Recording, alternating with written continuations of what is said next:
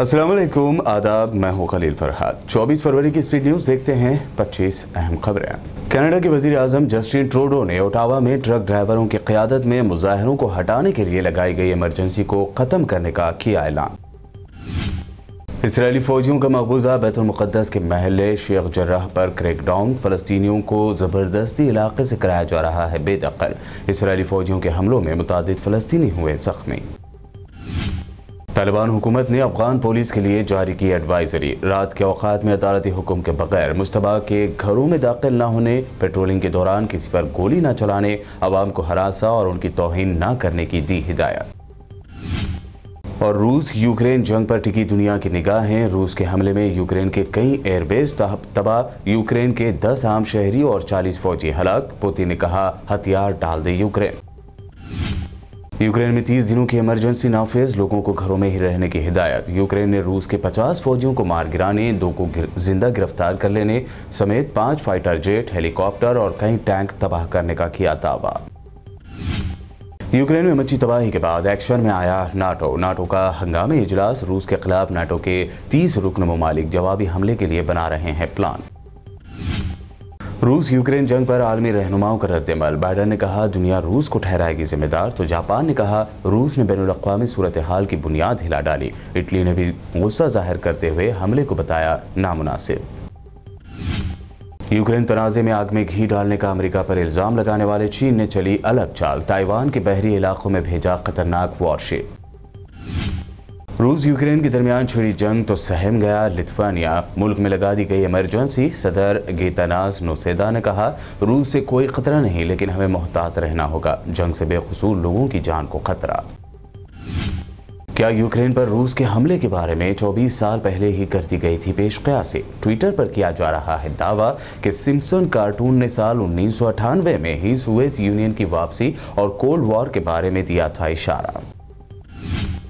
Ukraine पर रूसी हमले के बाद हिंदुस्तानी सिफारतखाने ने अपने शहरियों को जारी की एडवाइजरी। अमन बरकरार रखने और जहां हैं वहां महफूज रहने की दी हिदायत। 24 घंटे मुतहरिक रहेगी हेल्पलाइन।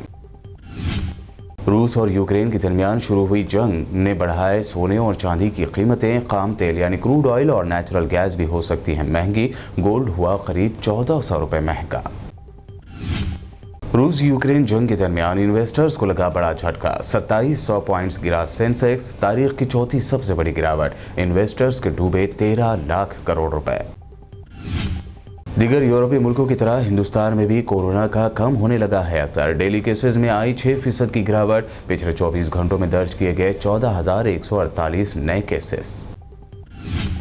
महाराष्ट्र के वजीर नवाब मलिक की गिरफ्तारी और 3 मार्च तक उन्हें रिमांड पर भेजे जाने के बाद ईडी ने नवाब मलिक के भाई कप्तान मलिक को किया तलब। महाराष्ट्र के साबिक वजीर आला और senior BJP leader Devendra Fadnavis का नवाब मलिक पर बड़ा इल्जाम। कहा, मुंबई धमाकों के मुलजिम दाऊद इब्राहिम की बहन हसीना पारकर के जरिए करोड़ों की जमीन नवाब मलिक ने बेहद कम कीमत पर खरीदी थी। नवाब मलिक की गिरफ्तारी पर बोले एनसीपी सुप्रीमो शरद पवार। कहा, अगर कोई मुस्लिम है तो उन्हें दाऊद का आदमी कहा जाता है। खुलकर बात करने वालों के खिलाफ मोदी हुकूमत सिस्टम का कर रही है गलत इस्तेमाल। हिंदुस्तान का अगला सदर जमहूरिया बनाए जाने की खबरों को खुद नीतीश कुमार ने कर दिया मुस्तरद। कहा, मैं खुद हैरान हूं, ऐसी कोई बात नहीं, मुझसे इस बारे में किसी ने कोई बात नहीं की। आम आदमी पार्टी लीडर संजय सिंह का मोदी सरकार पर इल्जाम। कहा, पहले बेरोजगार नौजवानों को पकोड़ा बेचने के लिए कहा गया, अब नौजवानों की मजीद तौहीन करते हुए उन्हें गोबर बेचने की सलाह दे रही है बीजेपी हुकूमत। राजस्थान बीजेपी के सदर सतीश पूनिया का रियासती बजट पर अजीबोगरीब बयान। कहा, काली दुल्हन को ब्यूटी पार्लर ले जाकर खूबसूरत बनाने जैसा है गहलोत सरकार का बजट। खवातीन के निशाने पर आने के बाद मांग ली माफी। कर्नाटक से शुरू हुआ हिजाब तनाज़ा अब दारुल हुकूमत दिल्ली पहुंचा। दिल्ली के एक स्कूल में हिजाब पहनी तालिबा पर टीचर ने जाहिर की बरहमी। प्रिंसिपल ने इस वाक़े से ही कर दिया इनकार। कर्नाटक के शिमोगा में बजरंग दल के कारकुन हर्ष के कत्ल की वारदात के बाद पैदा कशीदा हालात पर रियासती वज़ीर दाखिला आरागा ज्ञानेंद्र ने कहा, मामले में 8 लोग गिरफ्तार, हालात काबू में।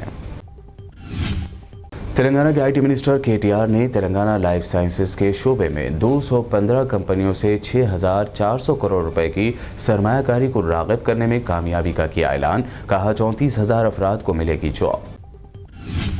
तेलंगाना के वजीर तलसानी श्रीनिवास यादव की नॉर्थ जोन पुलिस के ज़ेरे एहतमाम एंटी ड्रग अवेयरनेस कैंपेन में शिरकत। नौजवानों से कहा, ड्रग्स के ना आदी बने और ना ही अपनी जिंदगी को बनाए तारीख।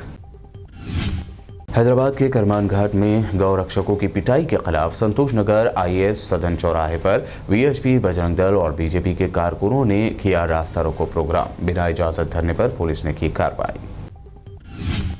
ये थी स्पीड न्यूज में अब तक की अहम 25 खबरें। BBN चैनल को सब्सक्राइब और इस वीडियो को लाइक और शेयर जरूर करें।